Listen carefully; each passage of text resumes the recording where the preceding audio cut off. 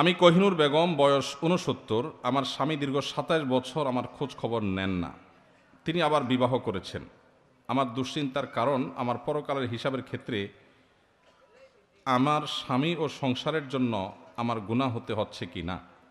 আমাকে মাসলাটা বলে দিলে আল্লাহর কাছে মাপ চেয়ে আমল করে মৃত্যুর জন্য প্রস্তুতি নিতে পারতাম। আহা, কত প্যাথেটিক প্রশ্ন, চিন্তা করেন। আমাদের এই দেশে আলহামদুলিল্লাহ এমন এমন দিনদার বোন আছেন, এমন এমন কোরআন এবং সুন্নাহর উপরে আমল করার জন্য পাগল পরা আল্লাহর বান্দিরা আছেন, আল্লাহর বান্দারা আছেন, সংখ্যা খুব কম।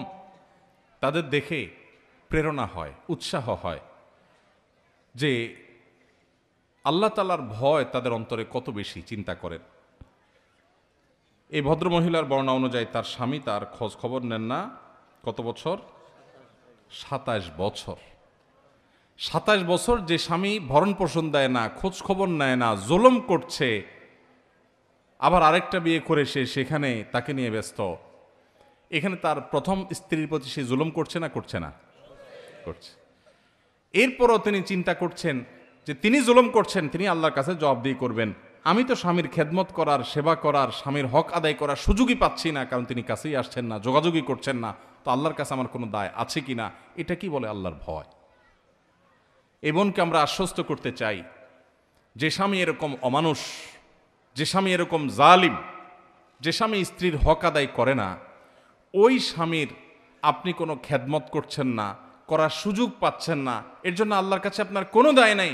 কারণ আল্লাহ তাআলা বলেছেন কোরআনে, লা ইউকাল্লিফুল্লাহু নাফসান ইল্লা উসআহা, সাধ্যের বাইরে আল্লাহ তাআলা কাউকে কোনো কিছু চাপিয়ে দেন না। যেহেতু তিনি আসছেন না, খোঁজ খবর নিচ্ছেন না, হক আদায় করছেন না, আপনার সেখানে তার হক আদায় করার কোনো অপশনই নাই, সুযোগই নাই। অতএব আল্লাহর কাছে আপনার কোনো দায় নাই, কোনো জবাবদিহিতা নাই। আপনি আল্লাহর কাছে এর জন্য পাকড়াওর শিকার হবেন না। তবে আপনার অন্তরে আল্লাহর যে ভয় আছে, এটা আপনার অ্যাসেট, এটা আপনার মূল্যবান সম্পদ, এটা আপনাকে ধারণ করতে হবে। প্রতিটা কাজের ক্ষেত্রে আল্লাহর সামনে দাঁড়াতে হবে, আল্লাহর সামনে দাঁড়াতে হবে, আল্লাহর সামনে জবাবদিহি করতে হবে। এই জবাবদিহিতার বোধ যদি অন্তরে জাগ্রত হয়, এই চেতনার নাম তাকওয়া। আর এই তাকওয়া সম্পর্কে আল্লাহ বলেছেন, ওয়াল আকিবাতু লিত্তাকওয়া, শেষ হাসি হাসবে মুত্তাকিরা। দুনিয়াতে মানুষ, বহু মানুষ হাসবে, ক্ষমতা দখল করে হাসবে, চেয়ার পেয়ে হাসবে, ব্যবসা বাণিজ্যে ভালো করে হাসবে, সুনাম সুখ্যাতি অর্জন করে হাসবে, দুনিয়ার সাকসেস পদচুম্বন করার পর হাসবে। এই হাসির পরে কান্না আসতেও পারে যদি সে জাহান্নামী হয়। কিন্তু ফামান যুহজিহা আনিন নারি ওয়া উদখিলাল জান্নাহ, আল্লাহ বলেছেন, যে ব্যক্তিকে পরওয়ানা শোনানো হবে জাহান্নাম থেকে, যাকে সরিয়ে জান্নাতে ঘোষণা দেয়া হবে, ফাকাদ ফাজ, এ চূড়ান্ত সফল হয়ে গেল। এই ব্যক্তিকে আর কখনো ব্যর্থতার গ্লানি পোহাতে হবে না, তার কোনো শঙ্কা থাকবে না। পৃথিবীর সবচেয়ে বড় ক্ষমতাধর যে, তারও ভয় আছে কখন ক্ষমতা চলে যায়, কিন্তু জান্নাতের কোনো ভয় থাকবে না, কারণ তারপরে আর কোনো দুঃখ দুর্দশা কোনোদিন তাকে স্পর্শ করবে না।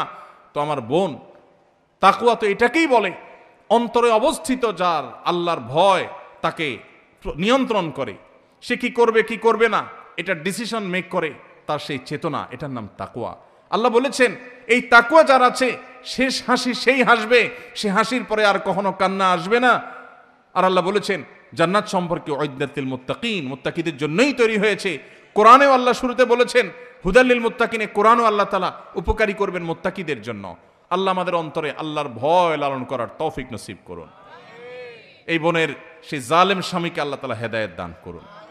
অনেক অমানুষ স্বামী আছে এরকম, এক বিয়ে করে বউয়ের ভরণ পোষণ দেওয়ার খোঁজ খবর নাই, আরেক বিয়ে করছে, তার জন্য এই দ্বিতীয় বিয়ে করাটা হারাম। যেই দ্বিতীয় বিয়ে তাকে প্রথম স্ত্রীর অধিকার আদায় থেকে দূরে সরিয়ে রাখে, বহু অমানুষ আছে, আছে না নাই? যে প্রথম বিয়ে করে সেখানে বাচ্চা কাচ্চা হয়েছে বা হয় নাই, কিছুদিন পরে সে যে আরেক বিয়ে করে সেই স্ত্রী নিয়ে, সেই সংসার নিয়ে সে এঙ্গেজ আছে, প্রথম স্বামীর খোঁজ খবরও নিচ্ছে না। আল্লাহ সুবহানাহু ওয়া তাআলা পরিষ্কারভাবে কোরআন নির্দেশ করেছেন, ওয়াশিরুহুন্না বিল মা'রুফ, তোমরা তোমাদের স্ত্রীদের সাথে বসবাস করবে সুন্দরভাবে, যথাযথভাবে, উত্তম রূপে। অমানুষের মতো খোঁজ খবর নিলে না, ভরণ পোষণ দিলে না, আবার তাদেরকে তোমরা তালাকও দিলে না।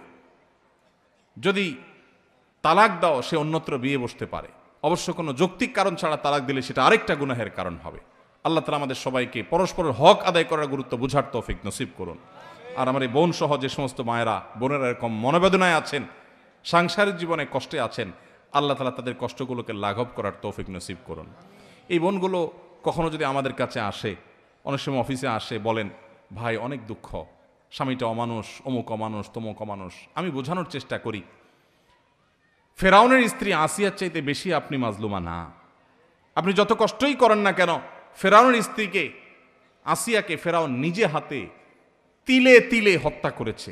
আপনার স্বামী আপনাকে অত কষ্ট দেয়নি, তিলে তিলে আপনাকে খুন করতে যায়নি। সে হয়তো আপনার হক আদায় করেনি, সে হয়তো আপনাকে কেয়ার করেনি। জান্নাত কিসের বিনিময়ে পাবেন? এই সমস্ত স্যাক্রিফাইসের বিনিময়ই তো। ঈমান আমল ঠিক রেখেছেন, এসব কষ্ট সহ্য করেছেন আল্লাহর জন্য, নিজে অন্যায় অপরাধ করেন নাই, বাস এর বিনিময়ে জান্নাত পাবেন। আর যদি মনে করেন স্বামী বেটা বেশি 2 নম্বরই করেছে, যাই আজকেই উকিলের সাথে কথা বলে মিথ্যা যৌতুকের মামলা দিয়ে তারে 14 গোষ্ঠীর হয়রানি করব, সব হবে না গুনাহ হবে?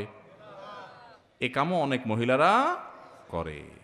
আল্লাহ তাআলা আমাদেরকে অন্যের অধিকার নষ্ট করার আগে 10 বার যেন আল্লাহর ভয় অন্তরে আমরা জাগ্রত করতে পারি, সেই তৌফিক দান করুন।